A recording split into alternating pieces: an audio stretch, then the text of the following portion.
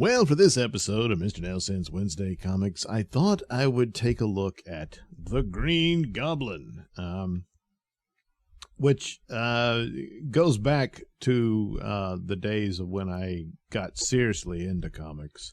I had a few comic books here and there as a child, but it was the mystery of the Hobgoblin that drew me in. It was actually Secret Wars got me into it, but I was reading up on why Spider-Man was in a black costume, and then the mystery of the Hobgoblin was there, and became obsessed with it. The whole idea of this legacy and whatnot, and the idea that the Green Goblin's secret hideouts were just sitting out there, and this guy would raid them for stuff.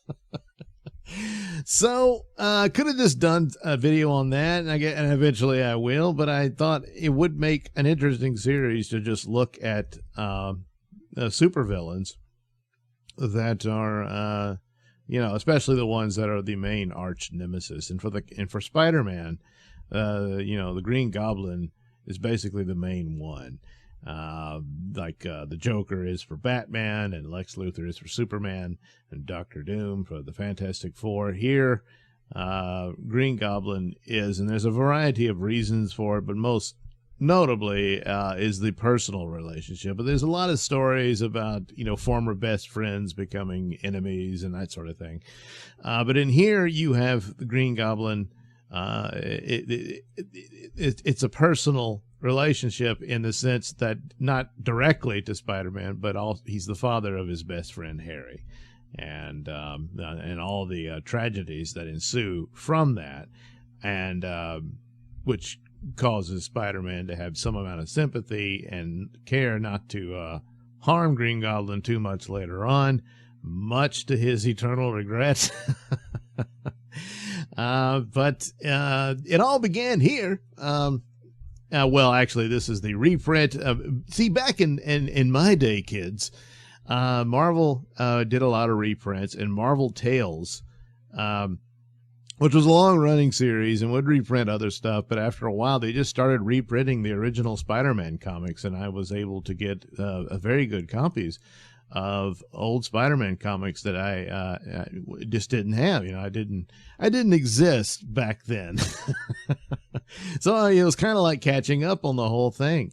And this one had the first appearance of Green Goblin. This was the cover. It just, had Amazing Spider-Man on it instead of that. But nevertheless, the artwork and everything, that's what it is. It's an odd story. The Hulk does show up in this issue and involves this crazy gang and a luring Spider-Man into a movie, which is a plot that was also utilized in the Fantastic Four, as I recall. So, I don't know. It's a bit nutty, but nevertheless, it introduces him. And as you can see, wasn't completely as we know him. His main cool weapon or vehicle, if you will, was his Goblin glider, which is something I'm sure in its final form that DC wishes they could have thought of for Batman, but Goblin got it first. So the Batwing thing that he flies around on, which is really cool. But initially, he tried to make it look like a witch's broomstick, in keeping with the Halloween-themed nature of the character. So, not really ready for prime time. The Batwing version functions much better, but they hadn't thought of it yet. But everything else is there. He's got his suit, his gloves that shoot off little sparks, I guess. They're painful and possibly deadly. And then, of course, his pumpkin bombs, all ready to go. So that was the deal. So they give you a little splash page. Oh, look! Only the merry Marvel madmen could have dreamed him up.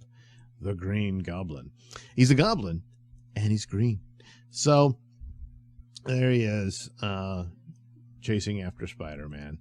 The story is that he felt that if he could defeat Spider-Man, that would really put him on the map to begin his criminal career.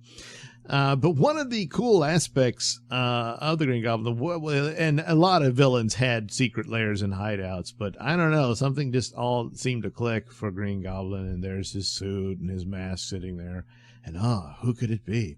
So they kept it mysterious early on, and there's some amount of debate, and the stories shift. Of course, Stan Lee's recollection of events is always somewhat suspect. Look, there's no Marvel Comics without him, and all of that, but he did tend to take credit for a lot of things that he probably shouldn't have. However, the story was that he initially pushed for it to be a character known or somewhat known to Peter Parker, and that Ditko wasn't all for that, even though it appears that Ditko's the one that came up with the idea of him being Norman Osborn.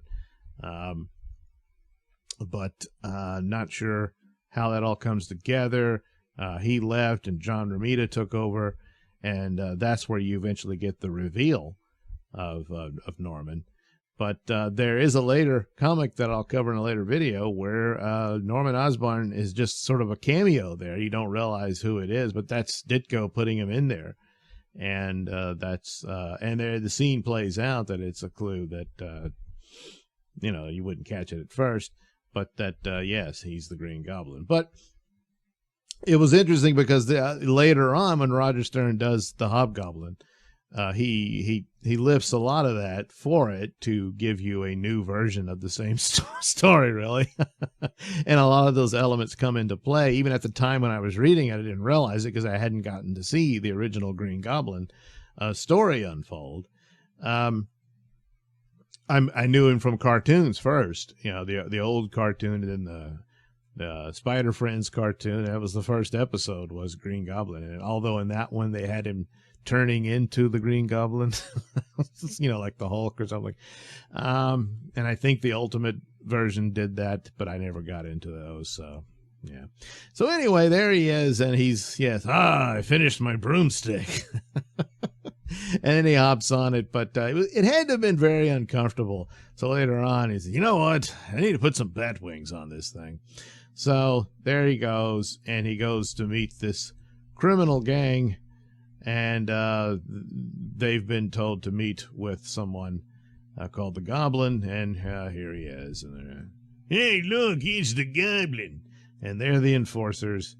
And so he decides he needs this gang to help out to take down Spider-Man.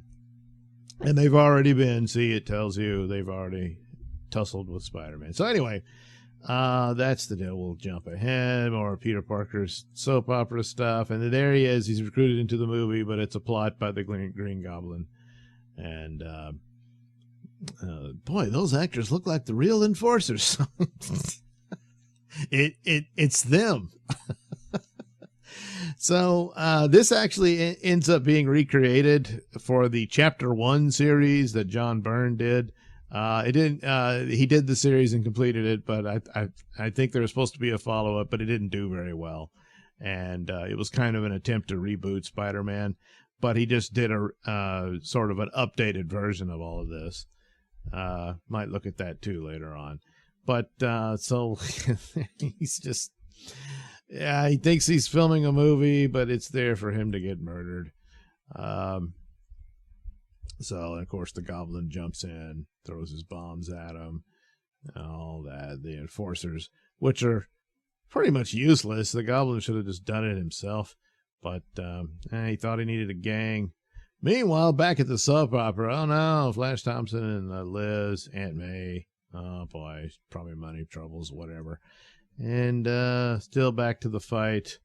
Off they go into these caves. And eventually, oh no, look who's in the cave. Yeah, so you never know who you're going to run into. And that's the special guest star, the Hulk. Spider-Man has to fight him. Then it's back to Green Goblin. And then that's it. I forget the deal. The movie maker comes up with a way to make money off of it because I guess they got footage of the Hulk. I can't remember. Whatever.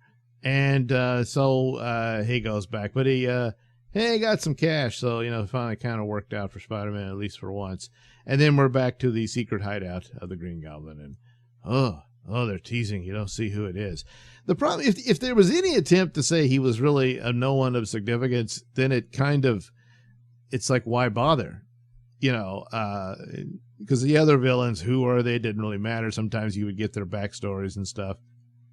But to make a big deal about, well, who is this? It insinuates that it's someone of some amount of significance. And so I think it was always for the best to reveal it was, in the case it becomes Norman Osborn. And why is he important? Well, he's the father of Peter's friend. So that makes it more solid and fits, But anyway, that's the introduction to him. The last we'll see of his broomstick. And but a great villain just in style and ideas, and also it playing in on that he's obviously deep crazy. But there was all the comparisons with the Joker, and both have these big grinning faces and whatnot. But they go off in their own tangents and whatnot. And Norman Osborn ends up being a far sadder character, at least originally. And they bring him back later on, which, I can see why they did it. But off and on, it probably would have been better to not have him come back. But anyway, we'll get there. But that was his introduction. And it's just thought of cool aesthetics to the character.